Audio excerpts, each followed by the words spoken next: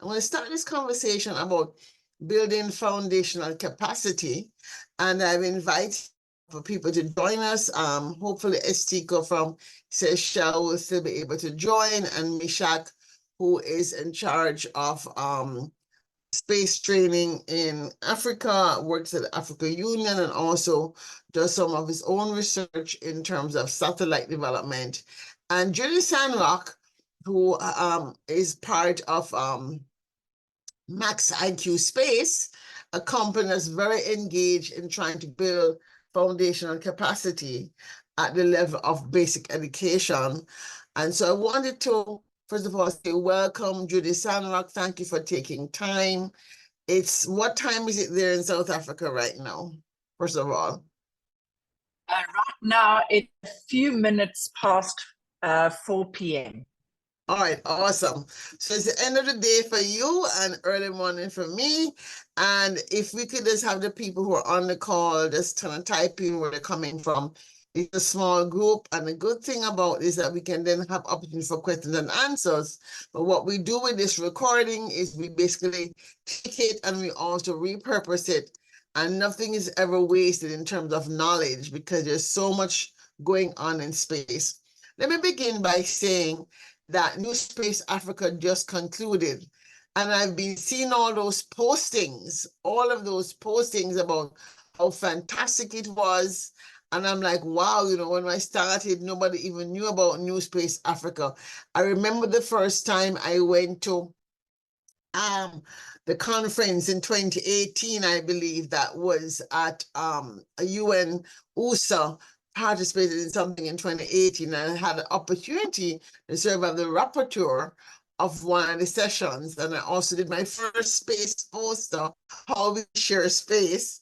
And I was so excited to be there, like, oh my God, I had just launched the Caribbean Space Society and really was trying to figure out how is this going to work when I myself am new to the industry, new to the issue, but very concerned about ensuring that as we build out a spacefaring civilization, that all countries, small and large, have an opportunity to participate. And yes, it's a challenge, but it's always very important to find fellow travelers along the way. And Judy Sandrock is one of them.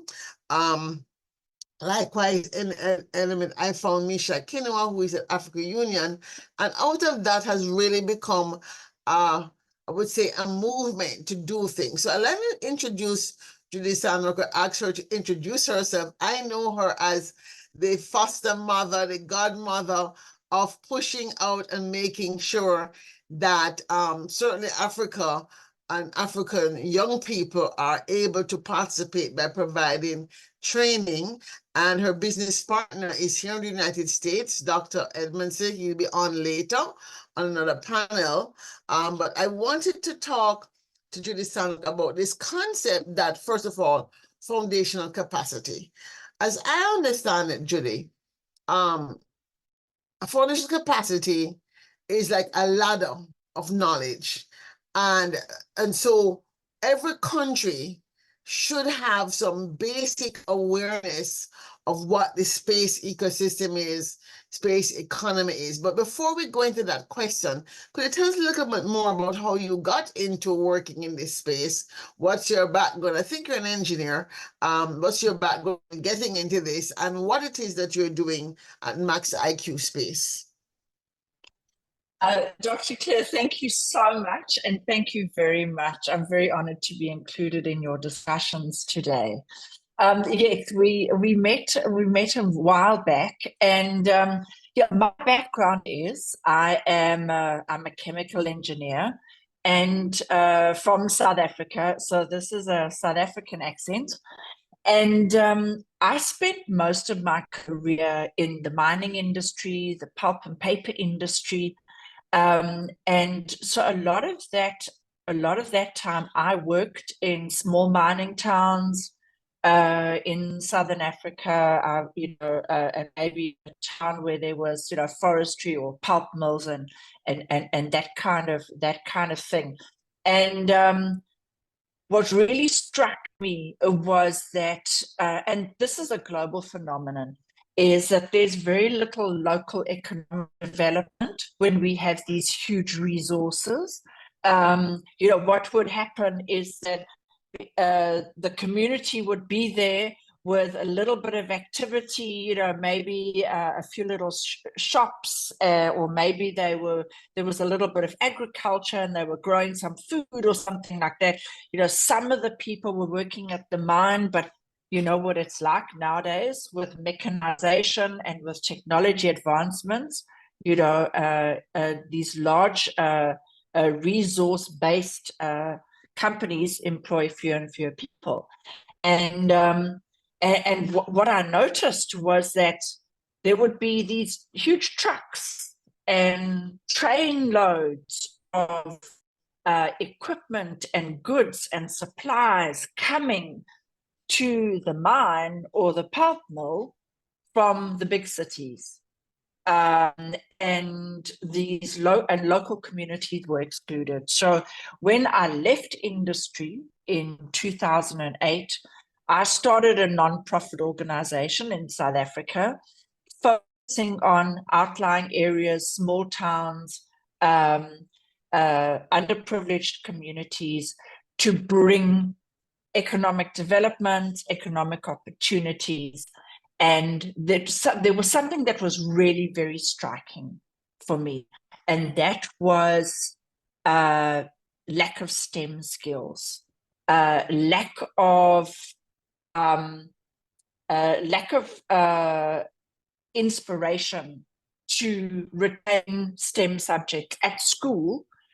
So what was happening is that as much as that local mine would love to employ people from the local community, they didn't have the qualifications.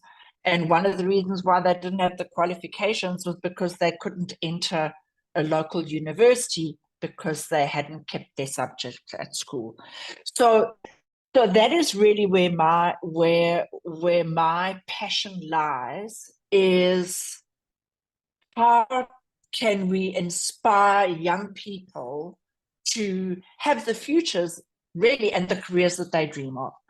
And we sit right now on the cusp of a massively growing private space sector. And I've taken the liberty of actually, I've developed a few slides around those opportunities from a rapidly growing global space industry. And what we have to do is we have to make sure that everybody is included on this journey. We cannot have a situation where this huge resource, which is space, orbit, our solar system, we all have access to that resource, and what we need to do is we need to be able to leverage that for the benefit for our youth. You have some slides you say, so you'd like to share them. While you organize that, I'd be happy to have you share them. While you organize that, when I think about foundational capacity, and I first got into this term of foundational capacity when COVID hit in 2020, to be quite honest.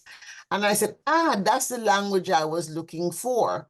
Because as you say, when you certainly go to governments in the Caribbean, and I've been focusing a lot of my attention on small island developing states in the Caribbean, Pacific, Africa, as well as the African continent. So this is why, for example, I invited the people from Mauritius who have in fact began to develop the capacity. They have worked with JAXA to do a launch of a CubeSat. So they're, I think, ahead of us.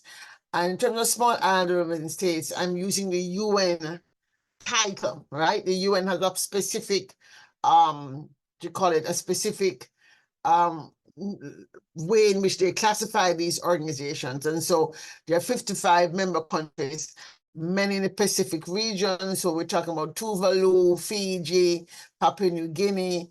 In the Indian Ocean, you have Maldives, Mauritius, Seychelles, Comoros. In the Atlantic Ocean, you would have Cape Verde and Sao Tome, Principe, and of course the Caribbean region. But Singapore also, despite the fact it's it probably is not considered a developing country. It's so sophisticated. It's also a member of the Small Island Developing States.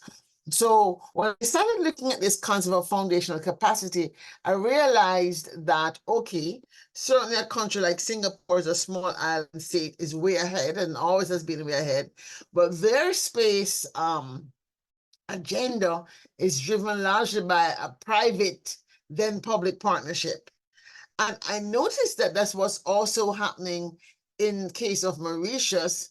The private sector is very much a part of the Research and Innovation Council. And perhaps it's because, number one, they do have some disposable income and they would not be as attacked as the government of the Caribbean country would be like, how come you're using your money to do, space CubeSats when we don't even have food on the table? And so for many countries, this has been the tension in Africa. But I think now we're past that. And as we see by the growth of New Space Africa and how many countries are standing up space agencies. Obviously, space, South Africa has had one for years, Nigeria's had one for years, but Kenya, Angola, Ghana, and Rwanda are fairly new to the table. And what is fascinating is how fast they have been moving and how fast they have been moving because of the support that the African Union, for example, has been given through the funding they've received from the EU to do the space training. I'm still hoping that Mishak will be able to come and talk about where things are. But I do know they've been able to provide low-cost training for, first of all, the ministries of telecommunications or the ministries of agriculture, the ministries of mining, all the ways in which space applications are useful for improving the SDGs. And indeed, that's one of the drivers of this conversation, that people should understand that space and ICT are critical infrastructure for achieving the global sustainable development goals. And I'm assuming everybody here knows about those goals. There's 17 of them, from education to hunger to water to energy to sustainable cities, and all of those things will require ICT and space application. So, Julie, I think you have your slides ready to go. And so I'm going to turn the floor back over to you, talk us more about what it is that you're seeing. Go ahead. Oh, great, fantastic. So, yeah, let me take you through a few of these slides. So, there was a report that came out only a few days ago from the World Economic Forum, and that really covered the space industry, from now until 2035. So basically over the next 10 to 11 years. And their headline was, the space economy is going from niche to ubiquitous.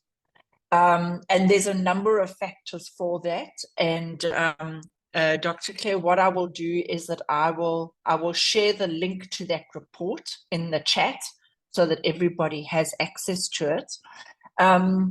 And what we're finding is that space is creating value for multiple industries and solutions to many of the world's most pressing challenges.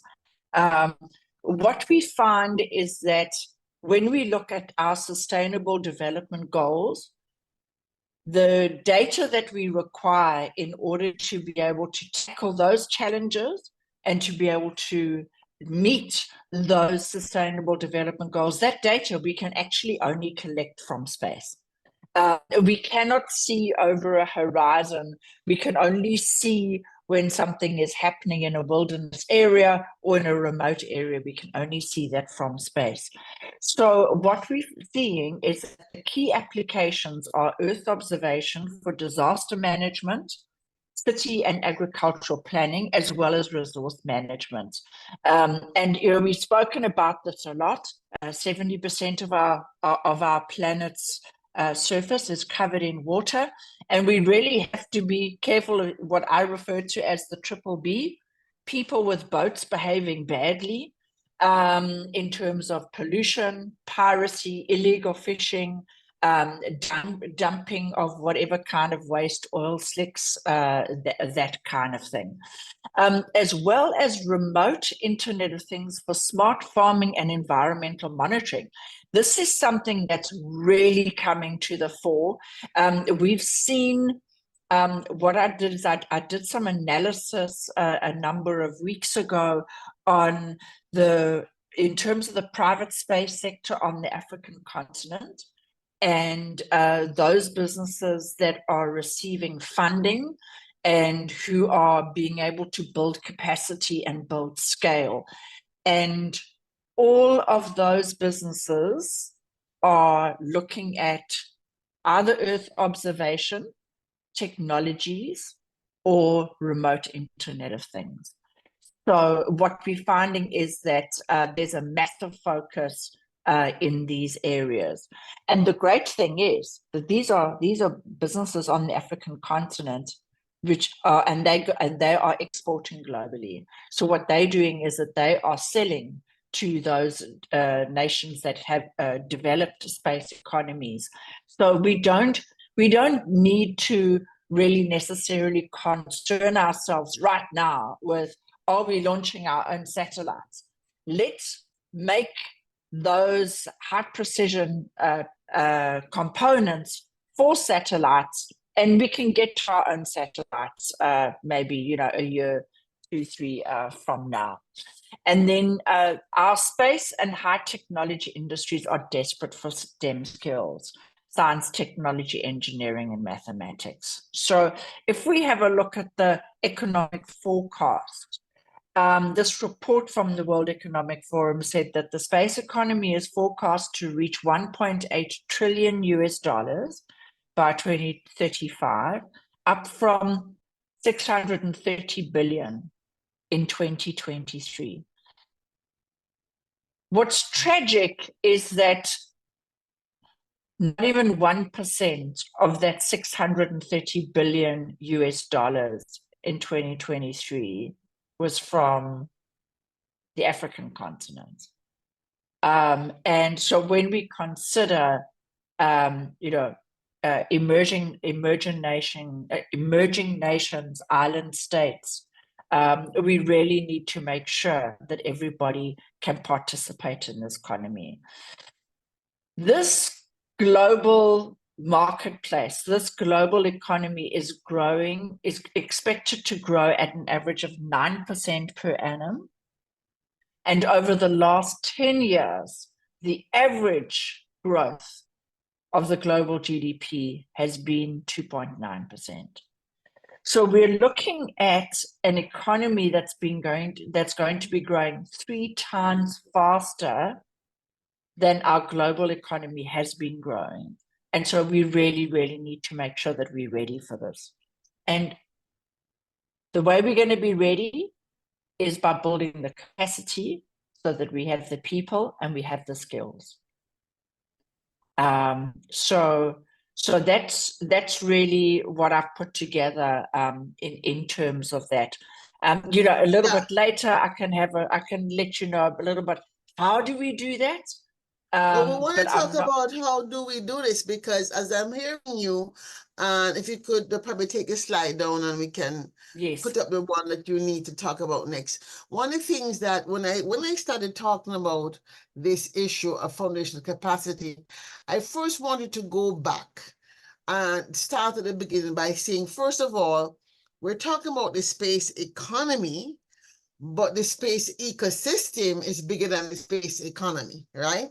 And we have to always be mindful of that, because one of my concerns about foundational capacity is that we need to ensure that we broaden what it means to have capacity.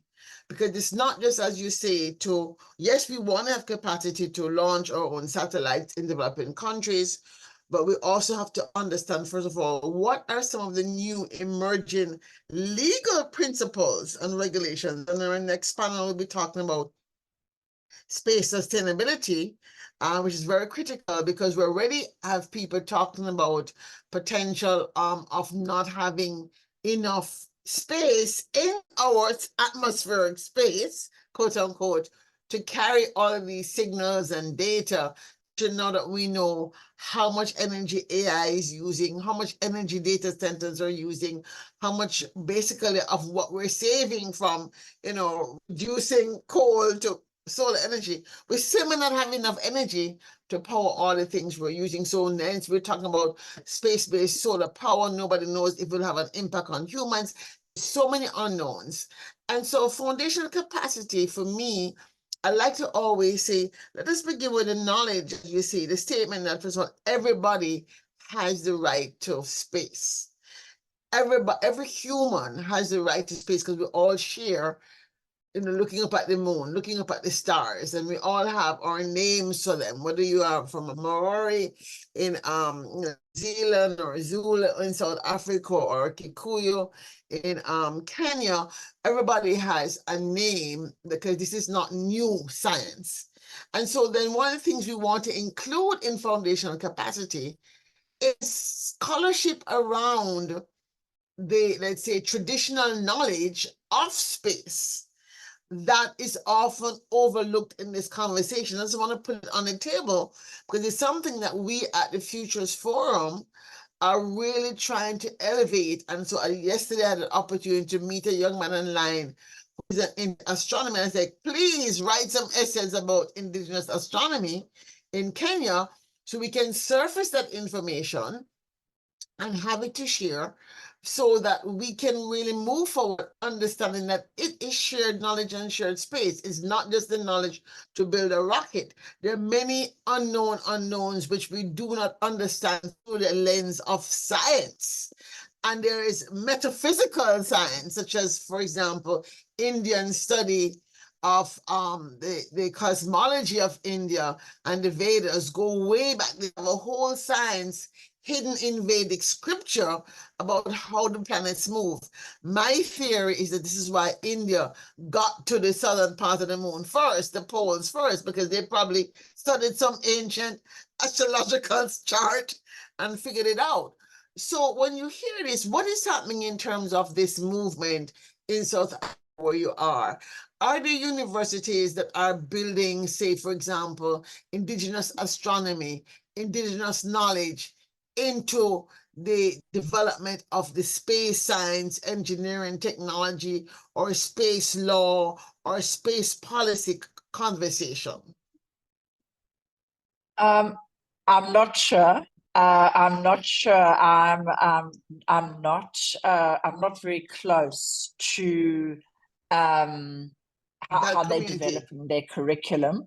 Yeah. But certainly, what it is that right now, that knowledge is sitting firmly in engineering departments. So I'm not really sure how much is being incorporated in terms of in terms of indigenous knowledge. However, there is a massive emphasis and there's an acute awareness of how lucky we are to have the position on the planet that we do have, because the African continent is so stable, especially Southern Africa. Because when you look at tectonic plates, the movement has been from away from Africa. So Africa has been very stable for a very long time.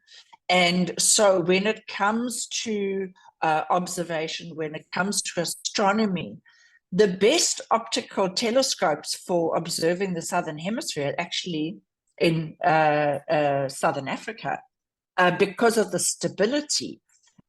And also the thing is that the Africa hosts the Square Kilometer Array radio telescope, which is actually the largest human project that we've ever tackled as a species, because it is so large. The Square Kilometer Array, it's actually a spiral of radio telescopes, so that overall it makes up 1 square kilometer of receiver, but what it is it's a spiral, and it starts in the northern Cape of South Africa, and it goes through to Mozambique, and then it goes up, and it goes through Kenya and Zambia, and it spirals around, and then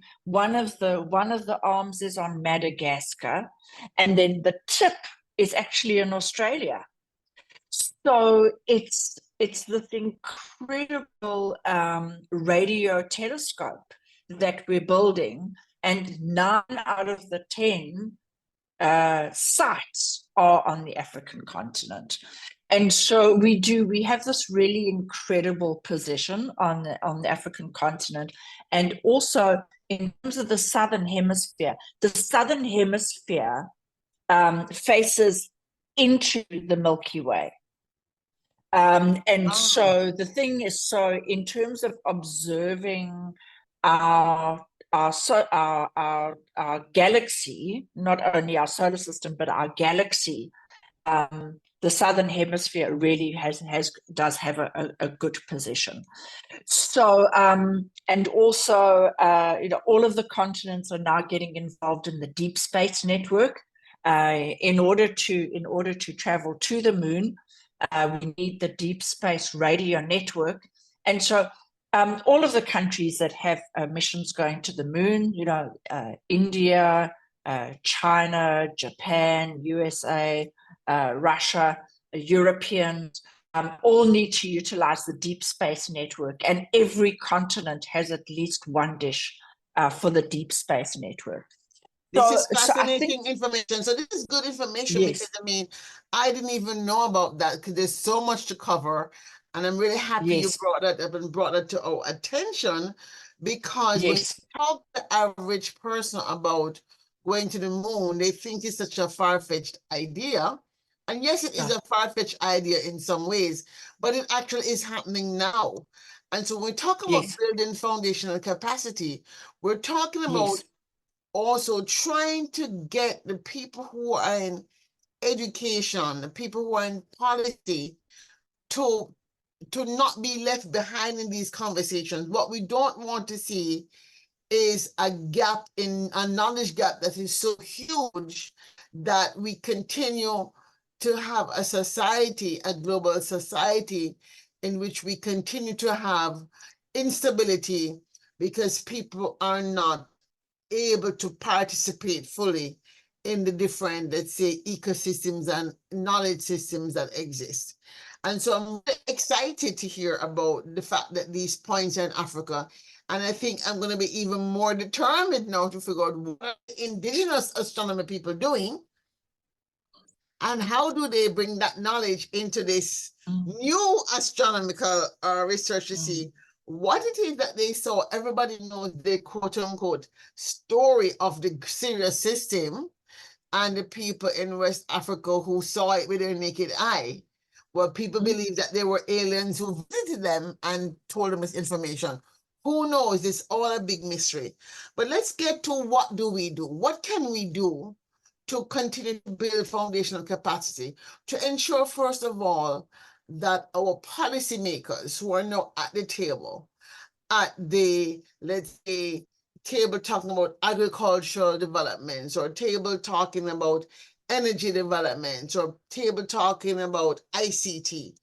If we have technical and policy people going to these international conferences and they're not aware of what's happening, how can we make it very simple, easy, and accessible so they can get a quick tuning up, if you will, because some countries really have so pressed for immediate needs of hunger, water, food, that it's very hard for them to afford the time. There's a time constraint in even learning about these things. What are some of the things you are thinking about working on? And I'd love to get from other people on this call, after she has spoken, your ideas of something you might be working on, something you've heard of, so we can leave here with a broader knowledge of what's happening and what we can share more information around.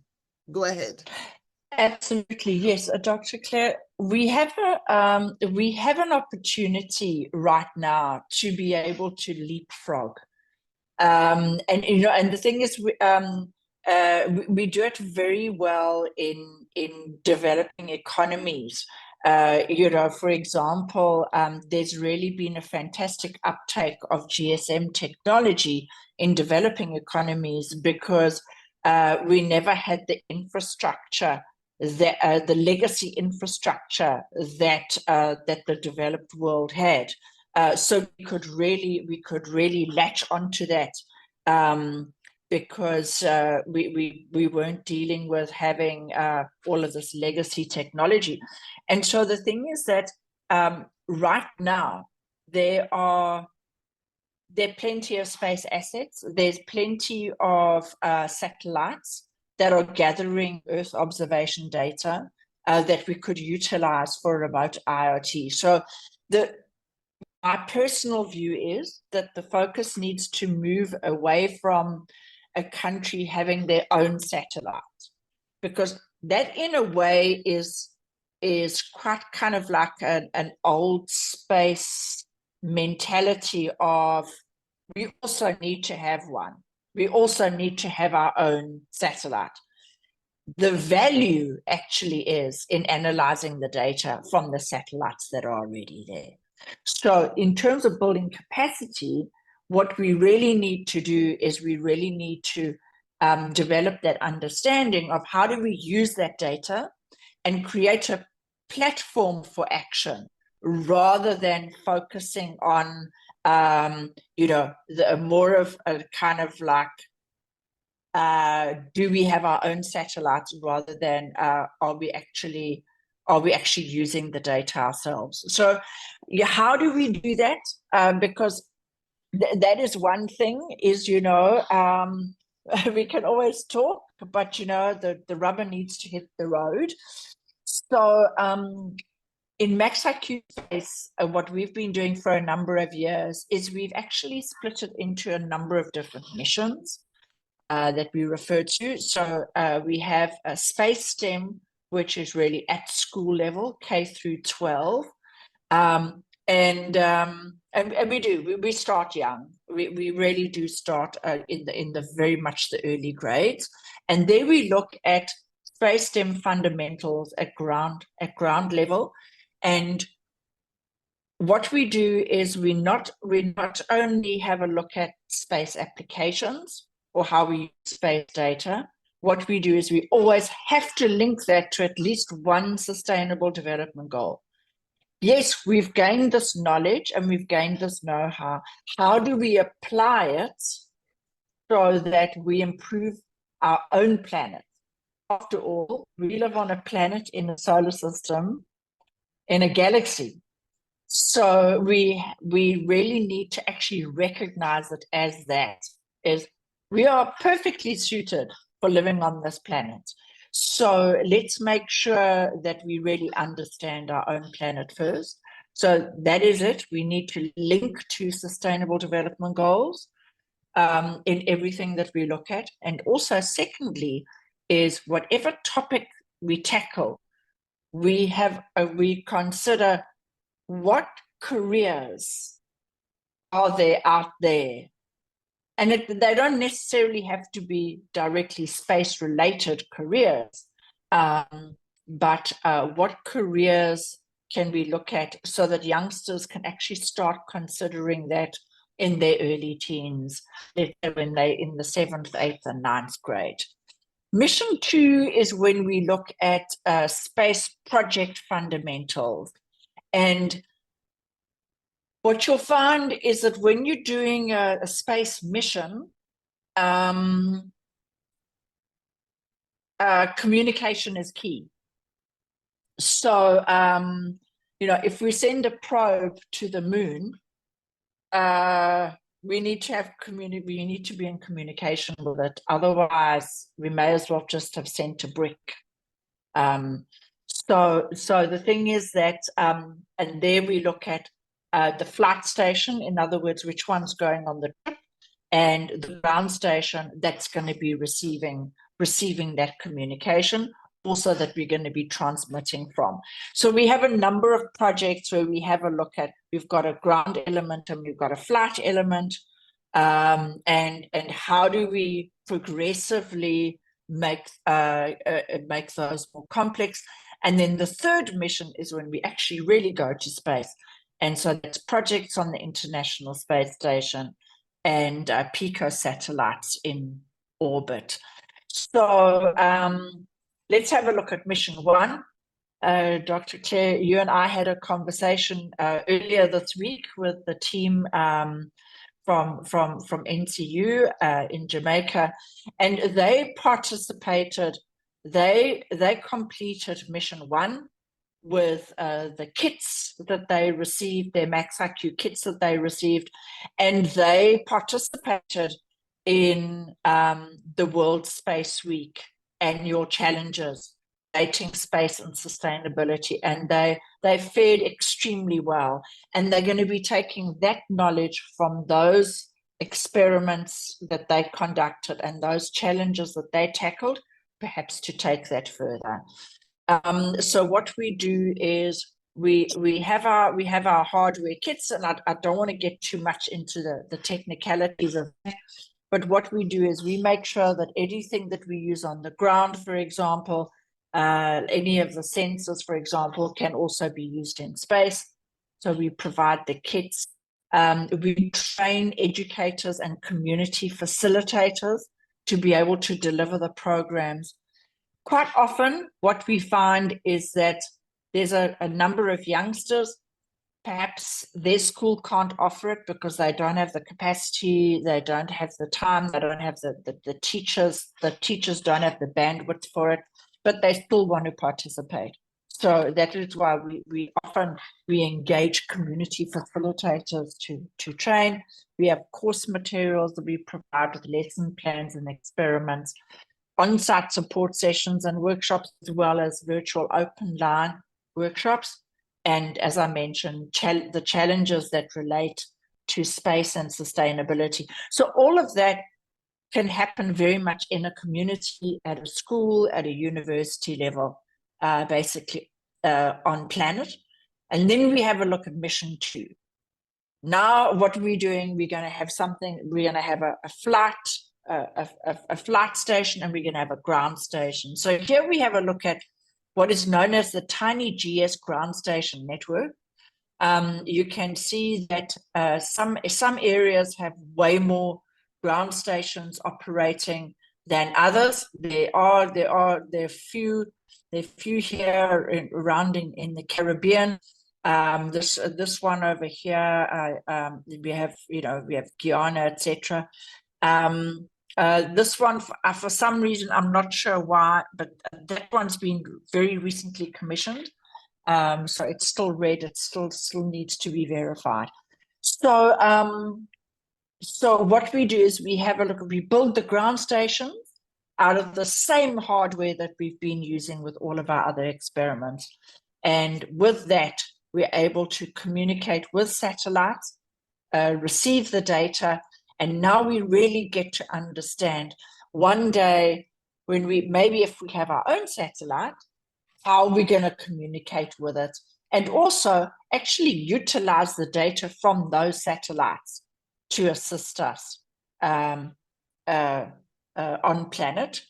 We every year we have a high altitude balloon project, which we launch in conjunction with NASA from New Mexico, and this is a really great way to test a payload for maybe one day a satellite. So that would be one's flight module would be able to go on a high altitude balloon, and then here's another view. Here's for example a photograph taken from just over 20 kilometers in altitude, just over 60,000 feet. So you can actually start seeing the curvature of the Earth on these high altitude balloon projects that we run, and And then mission 3 is, as I mentioned, experiments on the International Space Station. Our next one is coming up mid-2025. And here, what I have together is the Nano Lab, the purple enclosure. That is from NanoRacks. So NanoRacks have been running experiments for students for decades on the International Space Station. And so what it is that this Nano Lab, they're able to connect that to power and communication on the International Space Station. So here are the payloads that have been made ready for the high altitude balloon project in New Mexico. And so those same payloads are then going to move into the Nano Lab to go to the International. Now, obviously, there's probably a year, a little less than a year between those two projects. So the students are going to learn from the high altitude balloon project, and they're going to make modifications to their code and their payloads, etc., and get it ready to go to the International Space Station. So the difference between this balloon project, high altitude balloon project, there you're looking at a flight of around about 8 hours. And then on International Space Station, you're looking at 4 to 6 weeks of data collection of the environment in which the astronauts are living while they're working on station. So what we've done is we've separated everything into projects, into bite-sized pieces, and there's a sequence that one can tackle in, because anybody, if one had to say to them, this time next year, you have to have an experiment on the International Space Station, where do I start? What we do is we start with mission 1, and then we progress to mission 2 and mission 3. And really, yes, this is our primary goal, is to encourage youngsters to have the exciting careers that they only dream of. Yes. So let me just say, as I'm hearing this, I mean, of course, I've seen some of it before, and I'm engaged in trying to bring this to the Caribbean, and now trying to bring it to Kenya with Machakos University. We're able to get the people at Cote d'Ivoire. We're also one of our partners to do this. What we want to do, obviously, is also expand this even here in the United States. I'm trying to get this at Morgan State. They already have some pieces of it. They do have a rocket lab already, but we don't have like a satellite project per se, where the kids, and obviously also the high schools in the US.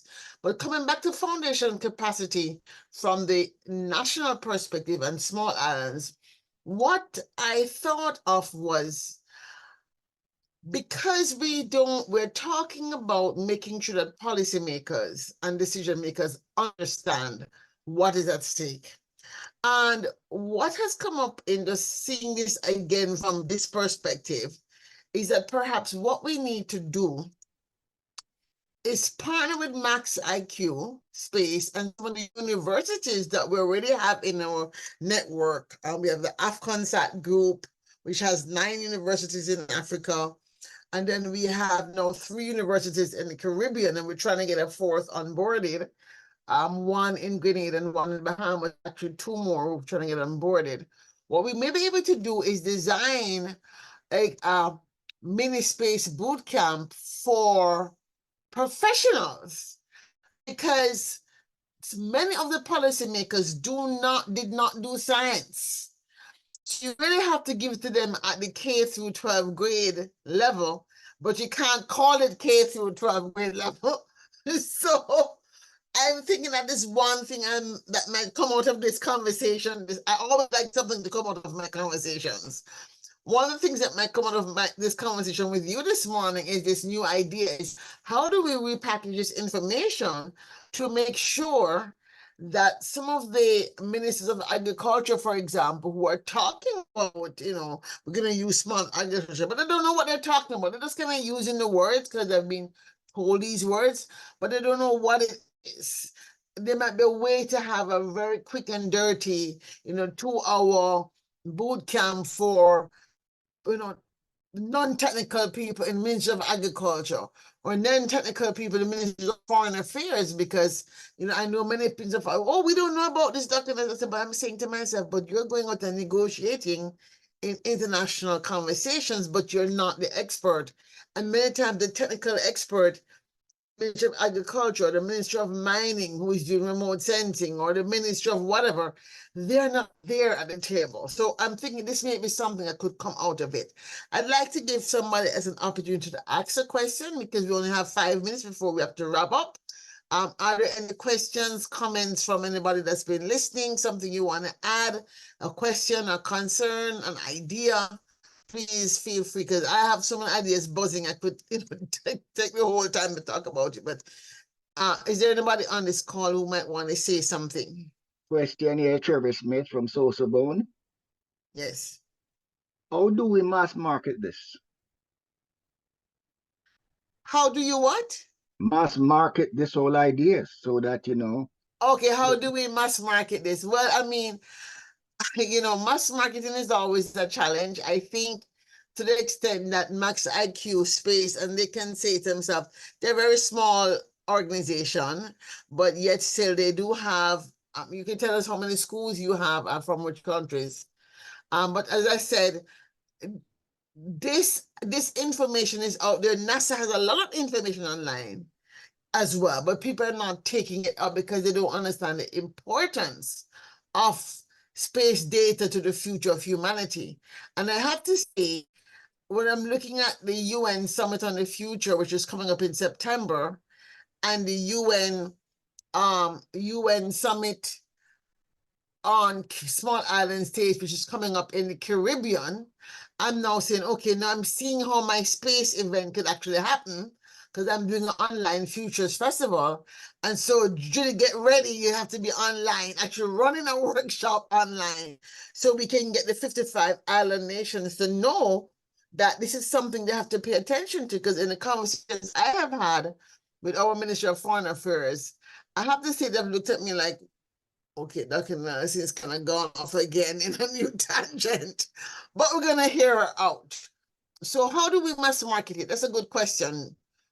Anybody has any comments on that? And it says SME development is needed in industry professionals practicing in the space. So small and medium enterprise development. What do you mean by that? Andrew, you could clarify more. That'd be helpful. Hey everyone. Subject matter expert development. Um, I work for, Ah, I'm not here on behalf of my employer.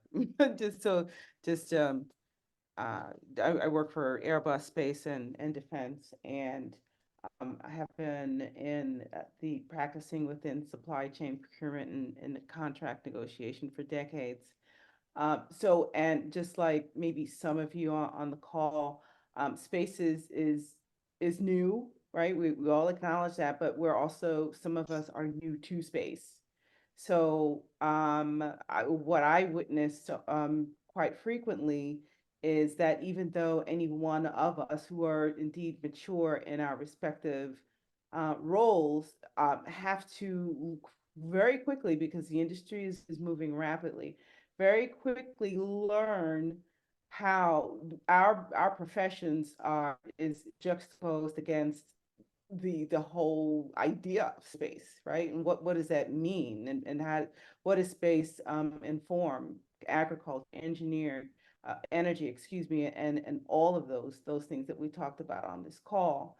So yeah, yes, and as much as the kids, the children globally, I have a very I have an affinity to the whole global perspective, as my parents are I'm firstborn American. My parents first generation born American. My parents are from Jamaica. And so with everything that I do, I just instinctively have had I just, you just automatically apply, well, what does it mean here in this country? What does it mean for firstly, if I would ever think of a country outside of the United States, it's always Jamaica, right? So yeah, I mean, so the children need to learn, but then also a lot of us mature adults do as well.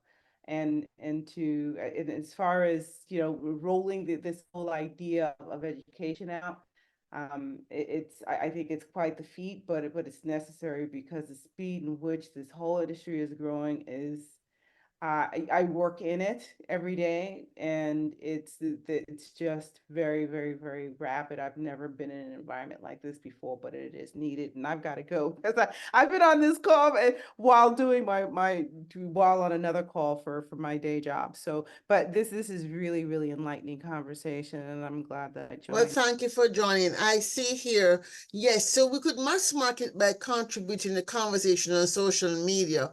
One of the things that the Futures Forum is doing, and we have a Space Futures Forum group on LinkedIn. I'm inviting everybody to join. It's the one way to get involved.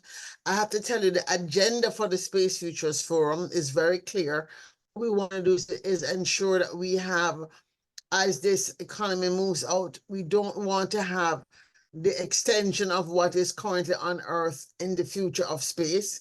We want to ensure that we look at new concepts around ownership. We don't want to rely on, a winner take all ownership structure, which has been so popular here on Earth.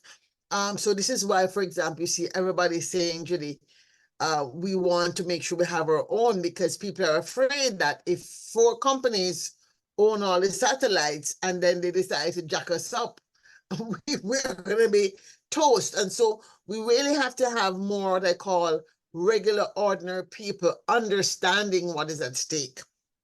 And that's the purpose of the work I do at the Space Futures Forum. I'm being intentional about saying, how do I get to 10% of Jamaica? How do I get to 10% of Americans, 10% of Ghana, 10%? That's really what we have to do in order to have people understanding that our future will lie in how we share this very important resource. And the resource is not only an economic resource, it's also an emotional resource, it's a spiritual resource, it's a cultural resource. And so we have to even find new words to describe it, because when we say resource, we always think of the first economy. And we're not also taking into account that the stars, by virtue of being there, do something for us. The dark night, by virtue of being dark, does something for the insects that we need to live. Even our sleep patterns are controlled by our bodies being in tune with these principles of light and dark. And we're forgetting that. And so these are things that we have to be aware that we take into the conversation as we move forward. So I personally think that this year, UN Summit of the Future, the draft document language does not mention space. And I'm very nervous about that. I'm like, wait a minute, they mention data, but they don't mention space. And so is it because nobody wants to touch it? Because of course, to get an agreement with the UN 170 or 180 something countries, they have to make this document very innocuous. They have to make it very safe for countries to sign on, right? Because the idea of the UN Summit on the Future is to, first of all, have every country at least beginning to think that now that we know humans can actually destroy ourselves, we're on the cusp of that. What are we going to do differently? But I think civil society, whether you are working at it from a legal perspective, or you're in the medical field, or the healthcare field, or agriculture, or food, I don't care what field you're in, all of us are touched by space science, engineering, and technology in some way. And therefore, we all need to be engaged in some level of understanding about space policy and space law. So for those of us who live in democratic countries that can influence what happens, we can now come to the table as NGOs, as academics, as private sector, with a knowledge and a consciousness about sustainability and ethics and mindfulness and reciprocity and resilience and trust, all the things we have to do differently as a human species if we are going to move forward. So I would like to see our foundational capacity work also include those elements. So I'm going to give you the last word, Judy, on this, and then we're going to kind of shut this thing will stay out, but I have to turn the Facebook off and restart it, turn the recording off and restart it. that we're able to contain knowledge and not have people have to listen for 4 hours straight to get to something they want to listen to. So Julie, the last word on this segment. Great. Yes, thank you very much. Yeah, I think what's really wonderful about more and more people having access to internet is that we can actually have these discussions. You know, I mean, Dr. Claire, I feel I know you well, and we've never actually met in person. And, you know, the fact that I can sit on one side of the Atlantic and you on the other side of the Atlantic, it is phenomenal. So I think that for any time of our species existence that we are able to collaborate and work together, it is actually now. We have more chance now than we've ever had before. So I have a very positive outlook on that. And I believe that people will join. People will join us as we come up with different solutions. You know, so I think just as a closing comment, in the chat, I've put 2 links. One to the report that I mentioned. That actually it was dated 8th of April, so that's only 4 days old, which is quite nice. And then there's a really great video that is a few years old from the World Economic Forum, which actually has a look at you know, data we can only know if we collect it from space. And yeah, and it is our orbits for all of us. There are no borders, there are no hard lines, there are no fences. No borders. There's no borders in space, even though we have orbits that we own, quote unquote. Having said that, thank you so much. And to Trevor Smith, I think Mass Market, you have a media platform. I'd love to be able to come and speak to you about what we're doing in the Caribbean Space Society so that more Caribbean people who follow you can be aware. And for Miss Andrea Knight, if you are Jamaican parents, you're welcome to come and support us in building out the Caribbean Space Society. It's an experiment that I started 2018, and it is, you know, I would say it's moving along slowly because there are very few people who even understand what we're trying to do. But since you're here, perhaps it's your destiny to travel with us as a Caribbean heritage person, our share of the space ecosystem. Yes, Dr. Ness. Thank you. And yes, Dr. Ness, now to welcome another interview with you. We have done many in the past. Yes. We'll set that up for probably next week or so. All right? Fine. Thank you. Ms. Knight, you had something to say? Sending thanks, expressing my gratitude. And yeah, I'm looking forward to attending more of these meetings and anything else that is, as you say, in the path of my destiny. I'll be there. Thank you. Thank you. All right, so I am going to stop the live stream. And thank you so much, Julie. Ruth, if you could stop the recording and we'll restart when we get the next panel up. We have Chow